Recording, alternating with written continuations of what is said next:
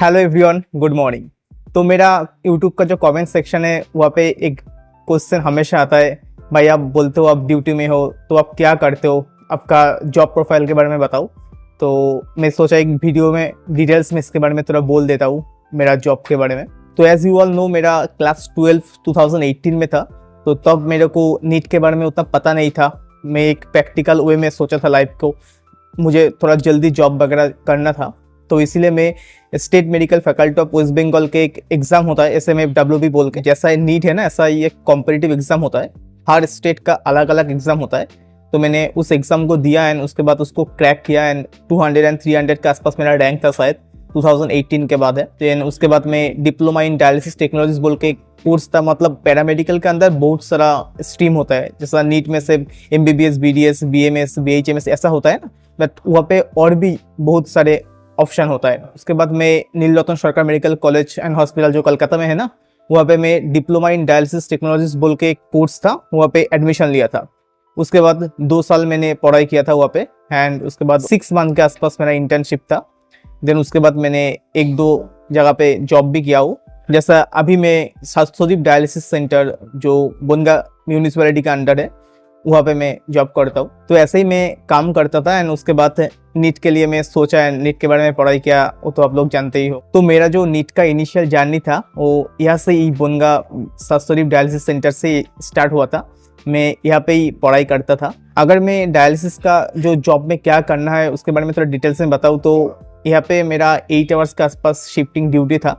तो वहाँ पे फर्स्ट मुझे 8 AM के आसपास आना होता था यहाँ पे।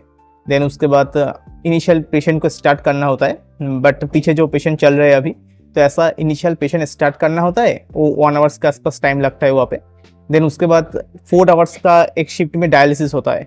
तो अगर स्टेबल पेशेंट हुआ तो उसमें बहुत ज़्यादा दिक्कत नहीं होता है। कभी कभी थोड़ा बहुत कॉम्प्लिकेशन आता है, उसको मैनेज करना होता है। जैसा कभी ब्लड प्रेशर हाई हो जाता है, कभी लो हो जाता है, कभी हेडेक वगैरह आता है, कभी फीवर वगैरह आता है, ऐसा कुछ थोड़ा बहुत कॉम्प्लिकेशन होता है, उसको मैनेज करना होता है। बाकी जो मैक्सिमम फिस्टुला वाला पेशेंट होता है वो थोड़ा स्टेबल होता है, वहाँ पे उतना ज़्यादा कॉम्प्लिकेशन नहीं होता है। तो मेरे को अच्छा खासा टाइम मिलता था पढ़ने के लिए उस टाइम। तो मैं पेशेंट को स्टार्ट करता था, देन मैं 2-3 आवर्स के आसपास टाइम मिलता था। उस टाइम स्लॉट में मैं 1-2 लेक्चर करने का ट्राई करता था। देन उसके बाद पेशेंट को रिटर्न करना होता है, तो रिटर्न करता मतलब डायलिसिस को क्लोज करना होता है फर्स्ट शिफ्ट का।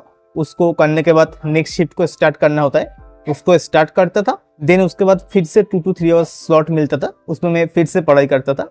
ऐसे ही मैं हर दिन यहाँ पे पढ़ाई करने का ट्राई करता था। हम लोगों को RO को भी मेंटेन करना होता था, तो अगर RO में जाके बैकवॉश वगैरह बायोडिन्स वगैरह देना होता था, तो उस टाइम भी मैं बैकवॉश बायोडिन्स दे के उस टाइम पढ़ाई करता था। तो ऐसे ही यहाँ पे जब मैं था 1 ईयर्स के आसपास, तो यहाँ पे मैं पढ़ाई किया हूँ। देन उसके बाद मैं देख लिया था अगर मैं जॉब करूँ तो सिलेक्शन होने का चांस बहुत मुश्किल हो। देन मैं इस जॉब को छोड़ दिया था एंड जॉब छोड़ने के बाद में फुल फेस जो नीट का पढ़ाई होता है वो फुल फेस में पढ़ाई किया हूँ। अब तो देख ही रहा हूँ इस साल 643 मार्क्स स्कोर किया हूँ। तो ऐसे ही मेरा ड्यूटी वाला जर्नी था। तो इनिशियली जब मैं ड्यूटी के साथ साथ पढ़ाई करता था तो उस टाइम सच में टाइम को मैनेज करने में दिक्कत होता था, क्योंकि यहाँ पे 8 आवर्स के आसपास जब ड्यूटी होता था, देन घर में जाके 3 लेक्चर को कंप्लीट करना, उसके बाद DPP करना एंड उसको रिवाइज करना लेक्चर को, उसके बाद टेस्ट के लिए प्रिपेयर होना, पूरा सब कुछ एक साथ करने में बहुत ज़्यादा हेक्टिक शेड्यूल तो होता ही था।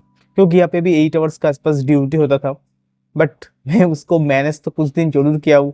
देन उसके बाद मैंने देखा अगर मैं ड्यूटी के साथ साथ पढ़ाई करूँ तो सिलेक्शन के चांस बहुत ही कम है। क्योंकि आप सोचो ना, जो स्टूडेंट पूरा दिन सिर्फ एक चीज़ कर रहा है, बट मैं बहुत सारे चीज़ एक साथ कर रहा हूँ, तो अगर उसके साथ मेरे को कम्पीट करना है तो मेरे को तो और भी ज़्यादा फोकस तो करना ही होगा। तो देन मैं इसीलिए जॉब को छोड़ा एंड 1 साल पूरा डेडिकेशन के साथ मैं घर में पढ़ाई किया हुआ एंड देन इस बार तो सिलेक्ट ही हुआ हूँ। देन उसके बाद मैं 5 मई को मेरा एग्ज़ाम था एंड उसके बाद 3 मई को मैं फिर से जॉब को ज्वाइन किया हूँ एंड उसके बाद मैं जब तक ना कॉलेज नहीं मिल रहे तब तक तो जॉब को कंटिन्यू रखूँगा एंड उसके बाद जॉब को छोड़ दूंगा एंड उसके बाद MBBS जर्नी को स्टार्ट करूँगा। पैरामेडिकल कोर्स का हर स्टेट में अलग अलग से एग्जाम होता है एंड एम्स में भी पैरामेडिकल का एक अलग एग्जाम होता है। तो आप लोग देख सकते हो नीट के अलावा भी बहुत सारे ऐसा फील्ड है जहाँ पे भी अच्छा खासा अपॉर्चुनिटी है। तो आप जरूर एक बार ट्राई कर सकते हो। अगर आप बहुत सारे ड्रॉप ले लिया हो ऑलरेडी, देन उसके साथ आप नीट के लिए पढ़ाई भी कर सकते हो। तो अगर मैं जॉब के साथ कर सकता हूँ तो आप लोग तो किसी और कोर्स के साथ जरूर कर सकते हो। तो कल मंडे को राउंड 1 का रिजल्ट आएगा एंड मैं जान पाऊँगा कौन सा कॉलेज मेरे को अलॉट हुआ फर्स्ट राउंड में, तो मैं ज़रूर एक वीडियो बनाऊँगा एंड उसमें मैं शेयर करूँगा कौन सा कॉलेज मेरे को मिल रहा है। तो तब तक के लिए अपना ध्यान रखना। I catch you on the next one. Good bye.